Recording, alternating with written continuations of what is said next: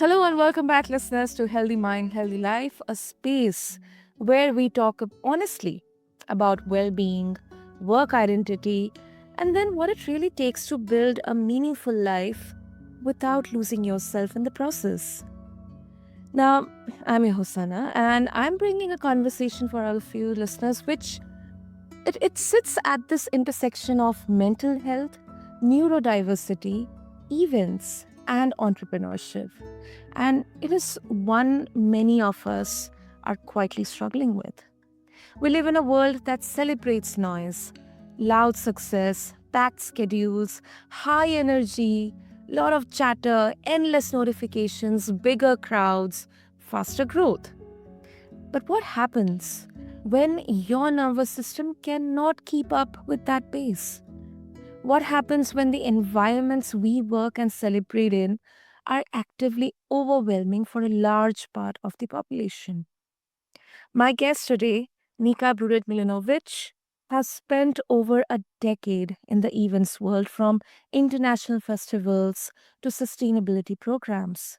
She has also lived the reality of burnout, neurodiversity, and unmet mental health needs, not just personally, but systemically across industries. She is the founder of Calm Nest Collective, which is a consultancy and design studio creating sensory friendly, inclusive spaces in events, workplaces, and public venues. She's also a social worker, a PhD researcher focusing on mental health and neurodiversity in the events industry. She's also a mentor and the host of the Pink Nest podcast.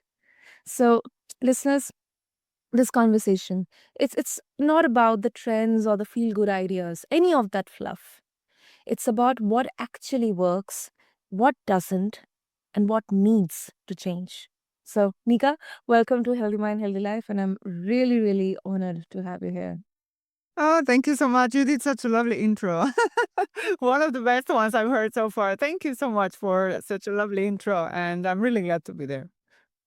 Thank you so much, Nika. And one thing which and I'll also honestly admit that before even getting into podcasting, I was not aware that there are sensory friendly spaces which um, are there, maybe existing, or maybe they need to be there in public spaces, because I think there's still a lot of misconception or not even awareness about inclusive spaces or inclusion, or maybe it has just kind of been reduced to the company or the corporate policies. That's it.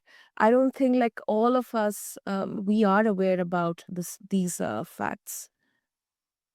Yeah, I would definitely agree. I think we will have to go really back in the story to understand the whole concept of neurodiversity, but also why we speak now about these spaces that are inclusive for everybody. I think that this programming about how we are all the same and how we are all alike starts really, really early, already maybe in kindergarten or in school at least, where we know that we put 20, 25, 30, 35 children in one same space, which is designed with the idea that we're all the same. So everything should work for everybody.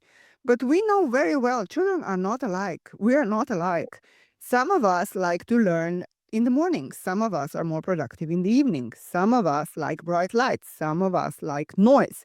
Some of us prefer to be in quiet, in silence. It's just, we are just not all the same. When we speak about neurodiversity, of course, this is a very broad spectrum. But for our sensory spaces, I like to speak about people who have sensory processing difficulties. And for those of us, myself included, the world is a very loud and a very triggering space. A lot of us can get us into a state of not very comfortable state very soon. So, yeah, I think the basic, I call it design flaw, but I don't even know if it is a flaw. It's more of a conception that Mm. everything is based on a basic idea we're all alike, but we all know we're not. We're not. We're not. And I think it kind of, I think goes down to a debate that, especially when we talk about learning, that it should happen in community or in togetherness. But then there's also an individualistic aspect here as well. I mean, it does not directly mean that, we are being focusing only on one child or one kid, but at least the individualistic needs attention, and then bringing everything together kind of in a rhythmic manner. But having said that, Nka, you have worked in high pressure environments. I mean, you have worked in large scale events, music festivals, spaces that are, I mean, for me also, it would be very intense because I'll be very honest, I hate loud places. I hate, a lot of people are, And you're definitely not the only one, I can tell you that. I do not prefer that. I would love to be in a quiet, space. If I'm working or I'm having my food or anything, I love quieter places. But anyway, for neurotypical people, it's very, very intense. So, from your perspective, how do environments like these impact people with ADHD or other neurodivergent traits, both positively and negatively? Well, I think that the environments that you spoke about, so events industry, or just let's say creative industry in general, but the events in particular, particularly music events, are full of neurodiverse people. It is Mm. just that we thrive in this kind of environments. We are super productive when we have to be. But yeah, this comes at a cost. And when a person doesn't know how to regulate properly, this can very soon escalate into serious issues. Particularly when it comes to mental health and well-being. So it is everything has its pros and cons. This is the same with this. I think that the biggest pro is of course that we are very creative. Neurodiverse people are very creative, and I can tell you from my PhD research, because this is my second PhD already, the industry is full of neurodiverse people, like I said. And yeah, we just thrive in this kind of environments. We When we focus, we have a hyper focus. So um we are very productive. The results are there. We love I mean, the events industry, although I call it a very ruthless industry, but at the same time it is a very joyful industry. You are amongst people who love what they do. You are amongst people who are your friends. Most of us are meeting each other because I still work in events, on events all around the world. And sooner or later, this becomes your family. It's a very broad family, but still it's a family. And I think it's a very rewarding industry as well. But at the same time, it is an industry based mostly on freelancers, Yeah. and this is one negative aspect, for a fact that there is a big stigma around mental health, around well-being, around just mental issues in general, but also neurodiversity. I think everything connected to health in general, there is a little bit of a stigma. And when it comes to mental health issues, I think the stigma is even larger. But there is a simple and understandable reason for that. People just don't simply talk about this because they're afraid they're not going to get a next gig, which is normal. But at Yeah. the same time, I also say, if you have a toothache or if you break your leg, you do go and say, okay, I can't work, right? Because I have a broken leg. I can't go to a gig. But if you have mental health issues, if you're suffering from burnout, trust me, people have severe issues admitting something is wrong. And the constant grind and the constant pressure and the constant working hours, which of course stretch into the night, obviously music festivals run during the night, so you can forget the beautiful 9 to 5 working pace. This doesn't exist in events. So you have to be available at all times. And yeah, this comes at a cost. So as I said, this has pros and cons. It can be beautiful, but it can be also very demanding. And it's really, really super important people understand what it takes to be in an industry like this one and what are ways to mitigate your issues if they arise. Yeah. Yeah. And one very, very important point that you mentioned, and this is, I think, so true, so right. And unfortunately, it's the way that we perceive that, when we are physically hurt, or uh, it is visible. Like, if I go to my boss today and I say my leg is hurt, there is all that dressing and everything, so they would probably say, okay, fine, yeah, take 1 day leave. But then I don't think that kind of um, attitude, or the acceptance is not still there for mental health. I Yeah, mean, for sure. No, yeah. people would Right. find somewhere, in some countries or some companies or some workplaces, people would still find it ridiculous. Oh, you need break because you're burned out, or you are tired, or you're mentally not feeling well. It's okay, it's fine. Just take a half an hour of break, have some good food, Yeah, or yeah, uh, go out with us, and everything will be fine. I think that is yeah. It's true. Yeah, it is true. But I think partially this is I mean, not partially. I think mostly this is a systemic issue. It does differ from country to country, that's for sure. But it's a systemic issue, and it's not narrowed to a country or to a profession or to an industry, but it's a really systemic, broad issue.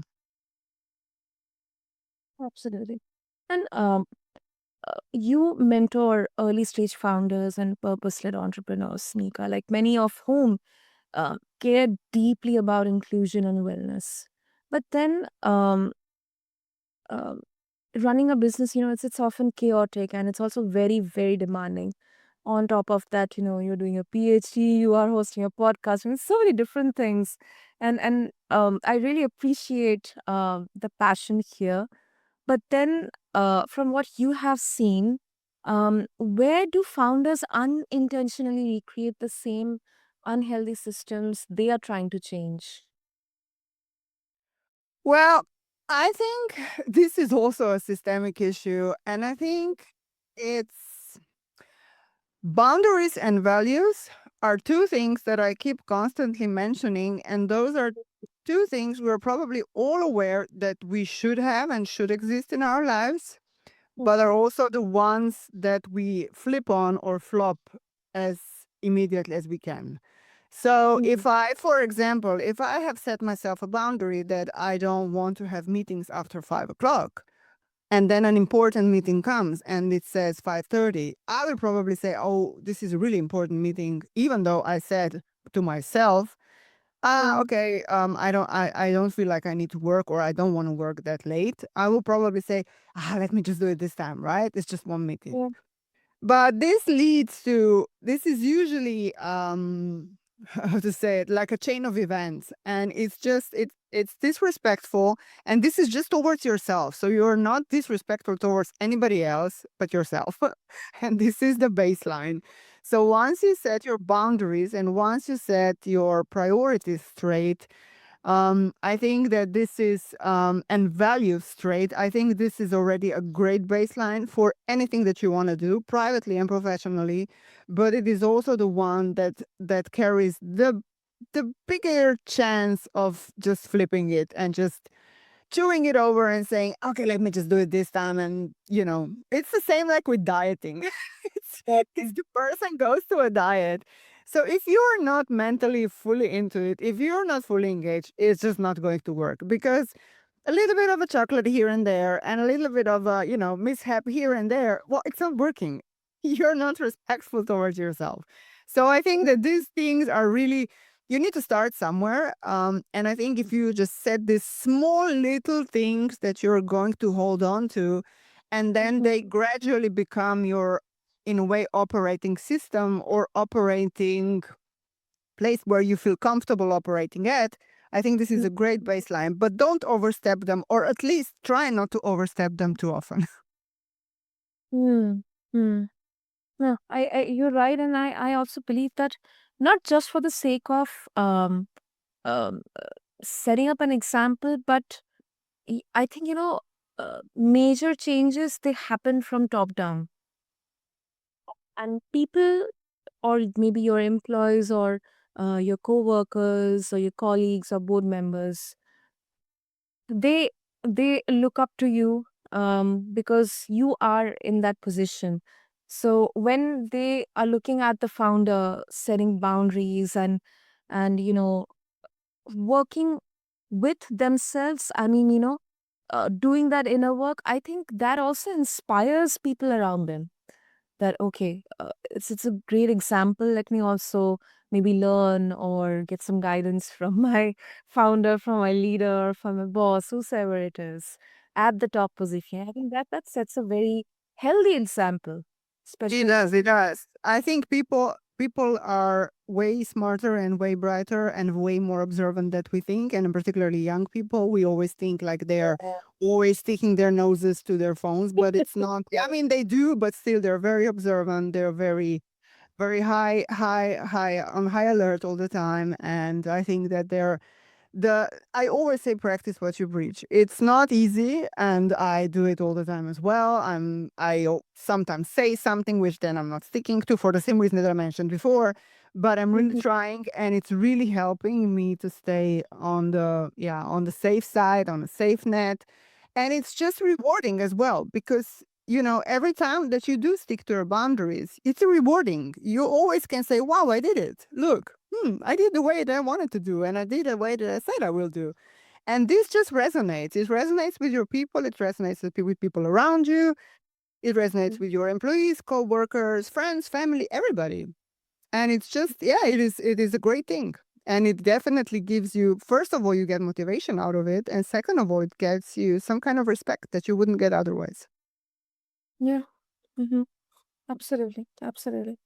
And coming to sensory friendly, inclusive, spaces, especially in events and organizations, I think there's a growing pressure on events and organizations to be neurodiversity aware. But then some organizers argue, Nika, that large scale festivals or live music events, particularly by nature, they are overwhelming and cannot realistically accommodate everyone. How do you respond to this argument? Well, I can tell from a first-hand experience that you actually can realistically accommodate everyone. And by just saying that you cannot, you're immediately exclusive. And this means that if we just look at the statistics, this means that about 25% of people, because this is the current statistic of diagnosed neurodiverse people in the world, it's about 25% of population. So what this means is 25% of population is not going to come to your event for a simple reason because you're not inclusive. It's a big number. It's not a small number. So every one out of four people is not going to come. So it's a lot. And I think that statements like this are, first of all, destructive, and are not something I would advise to say it publicly, because yeah, I would not advise it to any organizer to say it publicly. I think that people are still under a big misconception that doing an event or a festival, if you want, that is inclusive, costs a lot of money, and it takes a lot of effort. It's not true. There are companies, organizations, and people out there who are good at what we do. I think myself included in my company, I think that we're quite good at what we do. It doesn't take a lot, but it does take some effort. So as I said, nothing is taken for granted. But I think that with a little bit of intention, with a little bit of planning, proper planning, and yes, a little bit of funds, you can really make any kind of event inclusive, accessible, and welcoming for everybody. I really like that answer. I really like that. And then I think it is also true because uh, without even looking at it authentically or genuinely, it's very very easy to draw conclusions, generalized conclusions, and uh, I absolutely believe that there are possibilities, there are options out there, and if anyone listening, they can take some wisdom from you, Nika, on how to do that. Maybe it's their very small company, or maybe it's an enterprise, or maybe it's a community space, or a music event, anywhere. Uh, and Before we wrap up, Anika, I think another kind of nuance which I would like to bring in here is as neurodiversity conversations are growing, some people worry that mental health and ADHD are being used to excuse poor boundaries, missed deadlines, or lack of accountability. Unfortunately, how do we balance compassion with responsibility? Especially in a professional environment. I think the biggest thing that we need to do is start asking questions and start talking to our people. I think that assumption is a killer of everything, and we should not assume anything. I think that for every CEO, HR manager, office manager, whomever is on a position that is working with people listening, just start talking to your people. Ask the questions. Ask why. People are not, people are generally very open, and Mm. they just need a space to share their feelings and share what they want and what they need and what can be improved. If you start asking questions, I think sooner or later you will get to the answers as well. But in a closed community where asking questions is not allowed, or giving opinions, or not even opinions, sharing your personal story is not allowed or is even discouraged, I don't think that this kind of environment has any possibility for success. And I think that these kind of things that you've mentioned now actually come from this. It probably is a closed culture and Mm. based on assumptions. So somebody is probably, or more of them, assuming that because somebody is neurodiverse or has ADHD or I don't know, autism or whatever, mental health issues, is missing the deadlines or whatever. I don't think this is the case, but I think that there is definitely a need for bigger, deeper conversations, and people should not be afraid to start asking questions. Of course, you need to create an environment where asking questions and giving answers, even maybe they might be unpleasant for you to hear, but still, Mhm. you need to chew on them. Just give people the space to do it safely and honestly. And I think this is a great base for improvement and for personal growth as well and company growth as well. Totally, totally. Once again, the generalization thing, and making assumptions based on um, what they are seeing or what they're hearing, which may not be true also. And I also believe, Nika, that um, any aspect around mental health or neurodivergence, in fact, even gender also, it should it cannot be uh, it cannot be an excuse for bypassing. I think that is exactly where the true strength lies. That if you are neurodivergent, or if you are maybe, as people would say, that you are different, or maybe as a woman, you're bringing something very different on the table. And I think the ones who are genuinely up for the cause, for making a difference, for breaking the stereotypical assumptions here, I think they will not use this as an excuse or to bypass accountability. I think that the one of the basic things that we as humans have is this fear of unknown. People don't understand, people don't read enough, people don't inform themselves enough. They maybe heard it from somebody, or somebody said something, or they saw it somewhere on the social media, which is the biggest source of problems mostly out there. But still, I think that I would definitely invite people to do a little bit of a research, maybe attend a course or two on this matter, get information. I think that this, for example, neurodiversity, but in general, I think that we should be embracing the diversity. We should be welcoming it with an open hand, because I think that diversity in general, and I don't mean just gender or mental health or whatever it is connected to when I say the word diversity, but diversity in general should be embraced, because this is what brings the world into colors, and this is what makes our world so colorful as it is. Not in terms of colors, but in terms of everything. So Of otherwise, it would be a boring and a dull place to live. That's beautiful, Nika. Beautiful. Okay, super. So, Anika, before we conclude, if listeners they would like to reach out to you, if they have their own thoughts and opinions, and they would also explore more around the work that you're doing, and also tune into your podcast, what would be the easiest way? Oh, absolutely. I'm very active on LinkedIn with my name. You can find me under my name, Nika Brunet Milunovic. I'm also on Instagram. The company has its own Instagram profile and company website, and we are also on LinkedIn. But LinkedIn is mostly where we operate more or less. But we do have websites as well. So my own personal website, Pink Nest has a podcast, it has a website as well, and Calm Nest has a website as well. So we're all over the place. Hard to be missed. And I do absolutely welcome everybody, even just for a chat or an opinion. I'm really happy to help pro bono as well. Just do reach out and share your ideas, concerns. I'm happy to help if I can. That's amazing, Nika. Thank you so much for sharing that. And listeners, I'm going to have all the links, all the details mentioned in the show notes. So find them attached along with this episode on your favorite podcast platform.